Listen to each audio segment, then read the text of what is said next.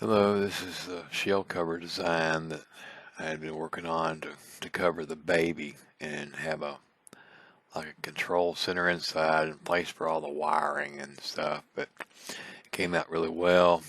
Uh, Designs work good.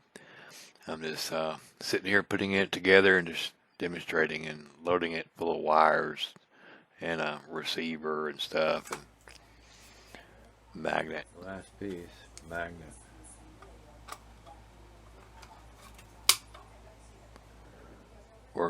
Works good, but then you'll see that this eventually will become the core also, but I have a number of wires and splitters and extensions in there. But as you see here, you know, I have to start doing the work on the legs and arms, but this baby here is just a test baby for measurements. All right, these are bead eyes again, but these bead eyes are not made with beads. These are 3D printed spheres, and I have a center axis rod going through. Uh, Both rods are the same size, and this is for molding purposes here, but they need to be perfectly centered in the same size rod. And each time I make these eyes, I have to make sure I have those rods so I can just keep duplicating them. But after these 3D printed spheres, which these are 20 millimeter eyes, so the top coat, which is clear, is 20, and the eye core is 18, so that give me a thickness of 1 millimeter thickness of clear. So after I let these this set up, I'll just remove them. I can store these. Just make sure, just keep the rods there inside those, and it'd be like a library of those eyes. Anytime I need to make a set, I can. But I'll just insert that same size rod in that mold.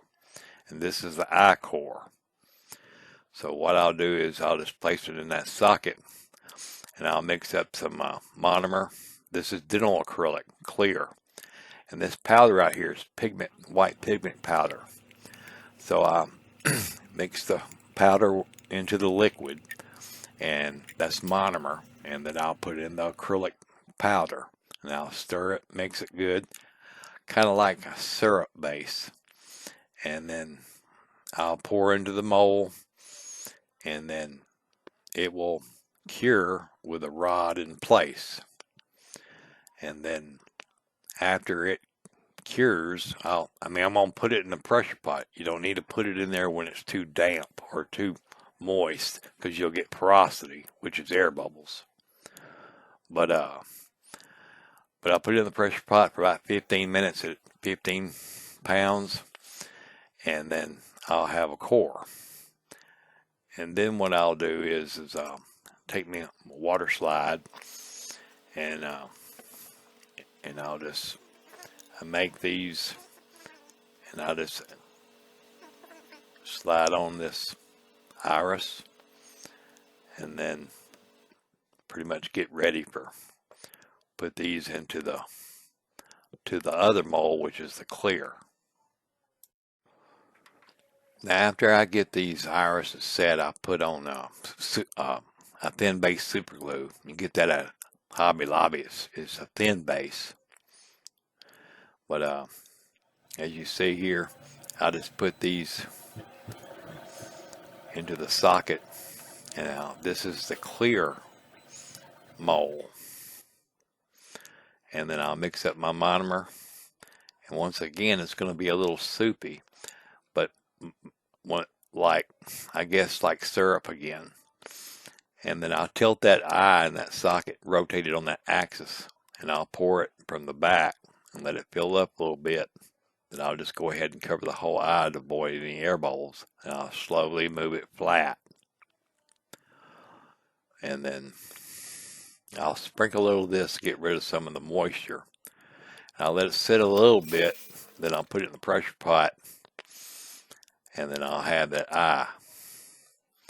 So I'll take that rod and put it on the drill, and I'll clamp it down. Be careful of that acrylic sharp, to cut you. But I'll just hold that, and I'll just reverse it, and I'll just pull that rod out.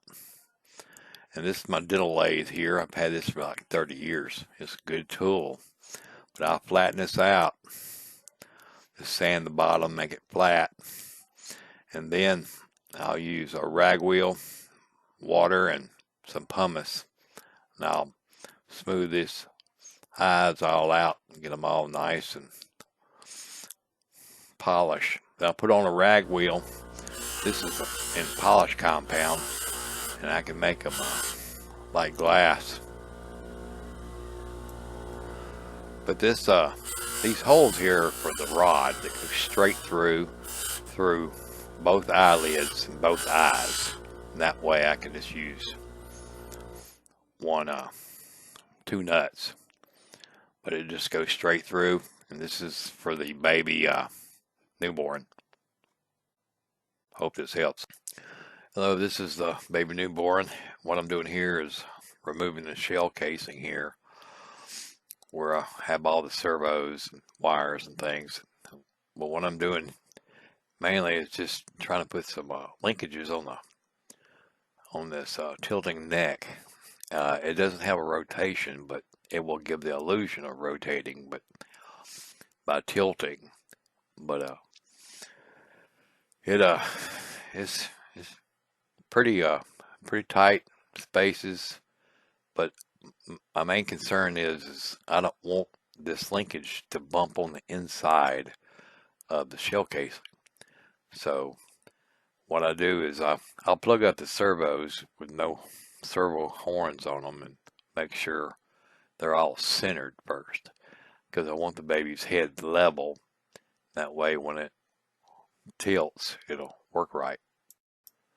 In my design, I'll measure a linkage length, and then that way I can go with that, and then I can just cut that 256 rod. But as you see here, I got the tilt mechanism working. Eyes not plugged in yet, but then I'll put this cover back on. I just want this thing to have clearance on the inside. But a lot of it is just see how much motion I can get out of this. And eventually, when it has skin on, it won't be so robotic, more lifelike. But it's coming along. I really like tinkering with these things. Yes, the magnet turns out well. I'll have a receiver inside or a servo controller inside there, but I want to still have a power wire coming from the back. I just don't have any room to put any kind of batteries. I mean, I've not found any way to do that yet. But, I mean, this is a pretty tight squeeze now. But I got the mouth moving here and the eyelids blinking. And the eyes, I'm happy with the eyes. Happy with the whole thing.